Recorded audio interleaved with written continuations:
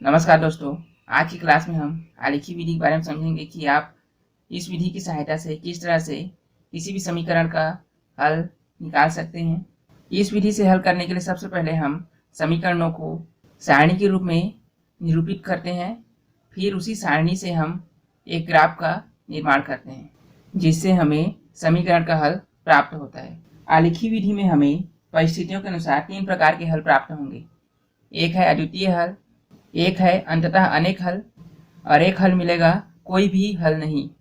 इन तीनों हल को हम बारी बारी से समझते हैं कि ये सब है क्या। चलिए सबसे पहले अद्वितीय हल के बारे में समझते हैं। जब समीकरण से प्राप्त रेखाएं एक दूसरे को किसी बिंदु पर काटती हो तब समीकरण का अद्वितीय हल प्राप्त होता है और जो काटन बिंदु होगा वही समीकरण का हल होगा। मतलब समीकरण की सहायता से हम एक सारणी बनाएंगे और सारणी की मदद से ही हम ग्राफ खींचेंगे तो हमें रेखाएं प्राप्त होंगी।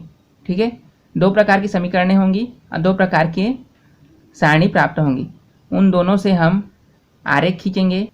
अगर आरेख एक दूसरे को किसी बिंदु पर काटती है तो वह समीकरण का अद्वितीय हल होगा और काटन बिंदु जहाँ पर होगा वही समीकरण का हल होगा। दूसरी परिस्थिति है कोई भी हल नहीं। जब समीकरण से 2 समांतर रेखाएं प्राप्त हो तो इस समीकरण से कोई भी हल प्राप्त नहीं होगा क्योंकि यहाँ पर कोई भी उभयनिष्ठ बिंदु हमको नहीं मिलेगी, इसलिए इस समीकरण का कोई भी हल हमें प्राप्त नहीं होगा। और एक स्थिति आपको मिलेगी अंततः अनेक हल।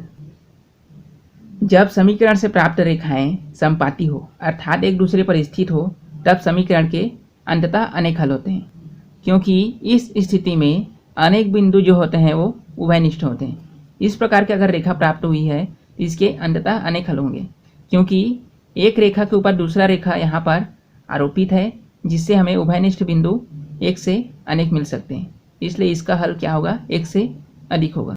इन्हीं तीनों परिस्थितियों के बारे में अलग से बारी बारी से हम समझने जा रहे हैं। चलिए सबसे पहले हम अद्वितीय हल के बारे में समझते हैं।